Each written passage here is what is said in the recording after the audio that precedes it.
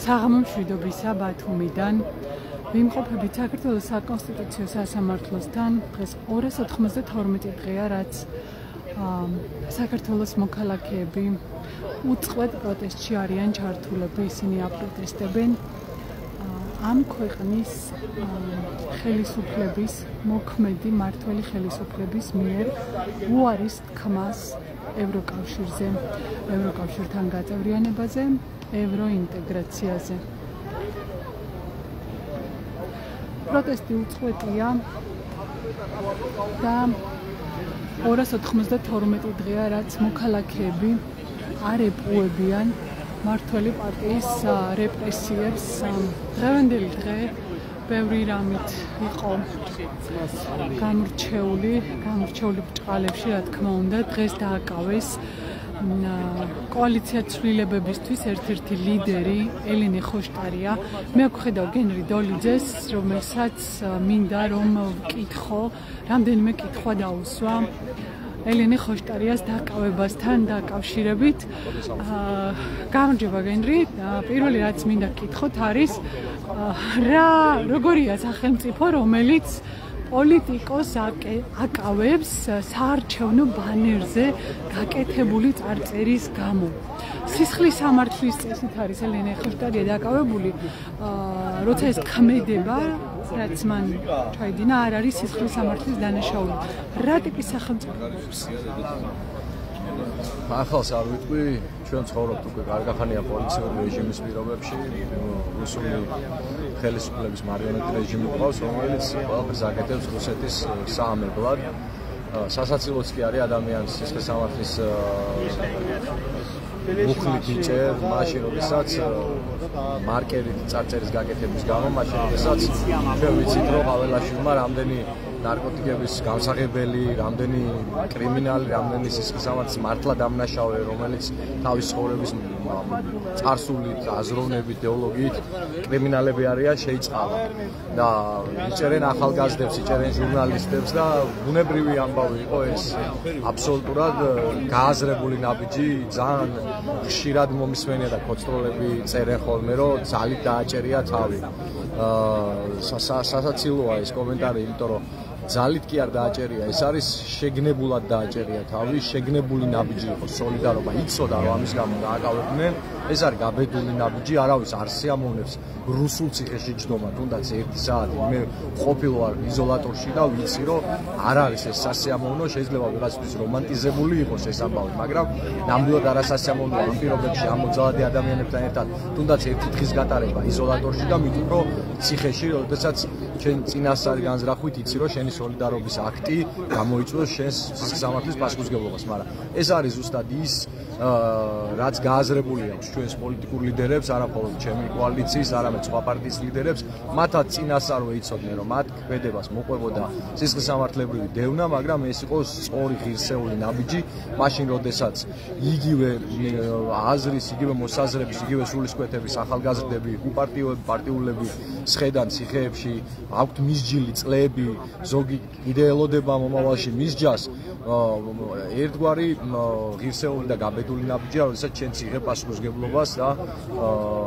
აკეთებ იმას, რასაც იცი რომ მოყვება შენი თავისუფლების აღკვეთა, მოყვება შენი ოჯახთან დაშორება, ოჯახის ნერვიულობა, შვილების ნერვიულობა, განცდა, ჯანმრთელობის მდგომარეობის გაუარესება, მაგრამ მაინც დგამ ამ ნაბიჯს. ამიტომ ჩემი სოლიდარობა ყველა სინდისის პატიმარს, ყველა პოლიტპატიმარს, ყველა პოლიტიკოსს, იმიტომ რომ ძალიან ხშირად გვესმოდა სად არიან პოლიტიკოსები, ახალგაზრდებს იჭერენ. ციხეში არიან პოლიტიკოსები, ისინიც იმავე ხვედრს, იმავე ბედს იზიარებენ, რასაც ჩვენი ახალგაზრდები და დარწმუნებული ვარ, ყველას გვაქვს ეს გააზრებული, რომ შესაძლებელია მათ გვერდით, მათ რიგებში ნებისმიერი ჩვენგანი აღმოჩნდეთ ხვალ და ზევი. ამიტომ გამძლეობას უსურვებ ელენე ხოშტარიას, ჯანმრთელობას უსურვებ და ყველა სინდისის პატიმარს უსურვებ ხნეობას და ჯანმრთელობას, რაც თავარია. ბოლო პროცესებმა რაც გვანახა არის ის, რომ ციხის შიში გადატეხილია მუზეუმ ამაღლობელის кейსმა აჩვენა ეს პრინციპში და ახლა რას ცდილობს ამით? ანუ ყველას დაგიჭერთ ეს გზავნილი, ანუ ყველაზე აბსურდული ბრალდებით დაგიჭერთ, ამით უნდა დააშინონ ხალხი? იცი რა არის დღეს ისეთი სისტემაა შექმნილი, რომ ადამიანი გარეთაც არ არის უსაფრთხო. გარეთაც გვცემენ, სადარბაზოებთან ხვდებიან, ოჯახში გვივარდებიან, წარწერებს გვიკეთებენ, რეპრესიებს გვიწყობენ, სამსახურებიდან გვათავისუფლებენ, ეკონომიკური, ფიზიკური განადგურებით გვემუქრებიან და ასრულებენ ამ ყველაფერს. ამიტომ დღეს უკვე განსხვავება აღარ არის, უბრალოდ 4 კედელში ხართ, თორე იგივე ციხეში და იგივე რეჟიმში ვართ ის ადამიანები, ვინც ქუჩაში გადავადგილდებით დღეს, იმიტომ რომ როდესაც ჩემ ქალაქში ოკუპანტები ჩამოდიან, კადიროველები თავისუფლად გადაადგილდებიან და როდესაც ხედავთ, რომ ქვეყანა გარუსების პირას არის მისული და რაღაც ნახევარი ნაბიჯიღა დაგვრჩა პუტინის ოცნების ასრულებამდე და ამის საპირწონედ ყველანაირი ბერკეტი ჩამოგვართვა ხელისუფლებამ, ყველანაირი ძალა გამოგვაცალა ადამიანებს და მოქალაქეებს დემოკრატიული. გონია რომ ჩვენს ჩვეულებრივი პატიმრები ვართ, გარეთ ვინც ვართ ადამიანები, ტყვეობაში ვართ ჩვენ რეჟიმის. უბრალოდ გადავადგილდებით. იზოლატორში არ ვართ და ვართ მაგალითად რა ქვია ამას. ღია იზოლატორი. ღია სივრცეში, სადაც გვაქვს წარქმეული თავისუფლება. იმიტომ რომ ჩვენი ქვეყანა თუ არ არის თავისუფალი, ავტომატურად ვინც შიგნით ვართ, ჩვენც ვართ დაკავებულები, ოკუპირებულები და ირსება არ ვიყენებთ. ამიტომ დიდი განსხვავება არ არის. ჯდები თუ გარეთ იქნები და თუ საჭირო იქნება, დარწმუნებული ვარ, ნებისმიერი ადამიანი გადადგამს იმ ნაბიჯს, რაც საჭიროა, არავის არ ეშინია დაჭერის, არავის არ ეშინია ცემის და არც ის არ ეშინია იმ ადამიანებს, რომლებიც ცეცხლს შიშველი ხელებით ებრძოდნენ ნოემბერ-დეკემბერში და დარწმუნებული ვარ, ეს მუხტი კიდე გამოიგვიძებს, ხოლო ვისაც ეშინია დაჭერის, ხედავთ. ჩვენ განსხვავებას ძალიან თვალნათელია, რომ ჩვენი ლიდერები, ოპოზიციური ლიდერები, ჩვენი პატიმრები, აქტივისტები თავის ფეხით მიდიან იზოლატორებთან და ბურჭულაძემ, რომელიც თავდაცვის მინისტრი იყო, ადამიანი ტვინის შერყევა მაქვს და დაიწყო წუწუნი და ტირილი, რომ აი 7-8 შვილის მამა ვარ და ტვინის შერყევა მაქვს და ციხეში არ გამიშვა თქვენი წინიმე ლამის იმაში რა ქვია, მუხზე ჩოქით ბიძინა ივანიშვილს შეევედრა, რომ არ დაეჭირათ. აი ეს არის ზუსტად განსხვავება. აქეთ მხარეს ვინც გავართ და იმათ ვაჟკაცობასა და ჩვენს ვაჟკაცობას შორის. ძალიან დიდი მადლობა, ეს იყო გენრი დოლიძე. გენრი, თქვენ ხართ პარტია დროას რეგიონული ლიდერი. რეგიონული ლიდერი. დიდი მადლობა. მე ვხედავ გიორგი კირთაძეს. ბატონ გიორგი, გამარჯობა. ბათუმელების პირდაპირ ეთერში უნდა გკითხოთ, კოალიციის 4 ლიდერი არის ციხეში. არ ვიცი, ესე დავიწყოთ შეფასებით თვითონ ამით, რას ნიშნავს, როცა ქვეყნის 4 ოპოზიციური პარტიის ლიდერი არის ციხეში, ერთ-ერთი დიდი კოალიციის ლიდერებიც 4-ვე ციხეში არიან უბრალოდ. ოღონდ ხო რა თქმა უნდა ჩვენ დახუმრობდნენ პარტიაში ბანერზე ვინც ყავდა ყველა დაიჭირესოდა. მომენტ შემდეგები ნუ იქნებით ბანერზე. ეს ხუმრობით რა თქმა უნდა, მაგრამ მოსალმელი იყო ალბათ ხო ელენის დაკავება, როცა პრაქტიკულად ყველა პოლიტიკური ლიდერი კაცი იყო დაკავებული, ის რომ ქალბატონების დაჭერა არ უჭირს რეჟიმს, ესეც ფაქტია და რა ვიცი, საერთოდ არ იყო გამორიცხული ელენის დაკავება, თუმცა რაზე არის ხალხი დაკავებული? ზურა ჯაფარიძე, იკაბო არამია და მელია რაღაცა კომისიასთან არ თანამშრომლობის მოტივი, ხო? თითქოს ამისთვის არიან ციხეში და თან სხვათა შორის მე აღარ ვიცი 100 დღეს ბევრად გადაცდა, რაც ნიკამელია გაიტაცეს, ამის 4 წელი ხო, ნიკამელია გაიტაცეს, ისე რომ ფორმალური საფუძველიც კი არ უჩვენებიათ, რის გამო მოხდა მისი დაკავება და რა თქმა უნდა შესაძლოა ციხეში. ელენის შემთხვევას რაც შეეხება, აქტო ბათუმში ჩვენ ხო ყველამ კარგად ვნახეთ, აჭრელებული ოფისებიც, ვეული ოფისებიც, წარწერა, არა მარტო ოფისებიც, საცხოვრებელ სახლებში, აგერ ციალა ქათამიძესთან სახლში აკეთებდნენ წარწერებს შეურაცხყოფას და ამაზე მე პასუხისმგებლობას დიტო სამხარაძე გამოდიოდა და თვითონ იღებდა და ის ამბობდა რომ კი მე ვაკეთებ ამას და ჩემი დავალებით აკეთებს ჩემი პარტიული ვერტიკალია. ოღონდ ბევრად უფრო ნაკლები დამაზიანებელ ქმედებაში ელენე ხოშტარია დღეს გაუშვეს იმაში რა ქვია ციხეში და სისხლის სამართლით აღძრეს საქმე. და ცალსახად ნიშნავს იმას რომ აქ რაღაცა კანონებზე სამართლიანობაზე საუბარი დიდი ხანია დამთავრდა. ჩემთვის დიდი ხანია დამთავრებულია მთელი ბოლო წლების განმავლობაში ნათლად-ჩანდა რეჟიმი აქამდე აუცილებლად მივიდა და აქაც ვართ ახლა. 4 ოქტომბერი რაღაც თარიღად მოინიშნა ხაბეიშვილის დაკავებამდეც და ახლა განსაკუთრებით თქვენ რას აპირებთ 4 ოქტომბერს? მე მართლა მგონია და დარწმუნებული ვარ იმაში, რომ ივანიშვილის რეჟიმის ჩამოშლის ერთადერთი გზა არის წყობრი ორგანიზებული ქუჩის საპროტესტო აქციები. სხვაგვარად ჩვენ ივანიშვილის რეჟიმს ძალაუფლებას ვერ დავათმობილ. ზოგადადაც ძალაუფლებას დათმობის სამნაირი გზა არსებობს, ხო? არჩევნები, რომელიც მოხდა 2012-ში, სამხედრო გაატრიალება, რომელიც ნახეთ ჩვენთან საშინელება იყო. და ხო, მშვიდობიანი უწყვეტი პროტესტით ესეც ნანახი აქვს საქართველოში.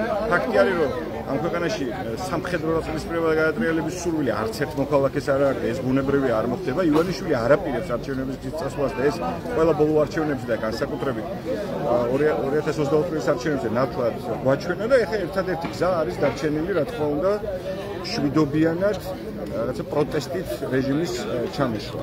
შესაბამისად, ამ ნაწილში ძალიან მნიშვნელოვანი იქნება 4 ოქტომბრის აქციაც, ისევე როგორც მნიშვნელოვანი იყო ყველა გასული აქცია, ასევე ალბათ უდიდესი ალბათობით 27-ში იქნება ასევე დიდი საპროტესტო აქცია და ესეც არის მნიშვნელოვანი და უნდა გვესმოდეს, რომ ყველა საპროტესტო აქციაზე, რომელიც ივანიშვილის რეჟიმის წინააღმდეგ არის მიმართული, ძალიან დიდი მნიშვნელობა აქვს იმას, რომ ბევრი ადამიანი ორგანიზებულად ვიყოთ ჩართულები. რაც შეეხება კონკრეტულად 4-ს, ჩვენ არა ვართ ამ დღის ორგანიზატორები, იცით, რუსთაველის მოძრაობა, პარტიის სხვები არიან ორგანიზატორები, თუმცა ჩვენი კოალიციის რაოცი წევრთა დიდი უმრავლესობა ალბათ პრაქტიკულად ყველა რა თქმა უნდა იქნება აქციაზე, ისევე როგორც ნებისმიერ სხვა აქციაზე, რომელიც იქნება ივანიშვილის წინააღმდეგ დანიშნული რეჟიმის წინააღმდეგ. და ბოლოს უნდა გკითხოთ, ღარიბაშვილთან მიმართებაში დღეს არ უპასუხა კითხვას ირაკლი კობახიძემ და არ თქვა, რომ არ დააკავებენ, მან თქვა, რომ სპეკულაციური კითხვების მოსმენა არ უნდა და დინა ბუკუჩავამ თქვა, რომ აპირებენ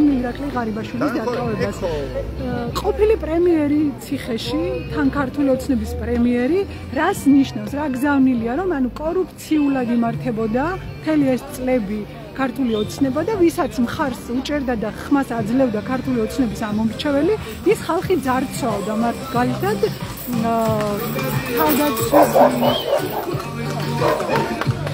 მაგალითად თავდაცვის მინისტრის დაჭერა ამას ნიშნავს, რომ ადამიანი, ვინც დანიშნა არჩეულმა ქართულმა ოცნებამ, ძარცვავდა ჯარს.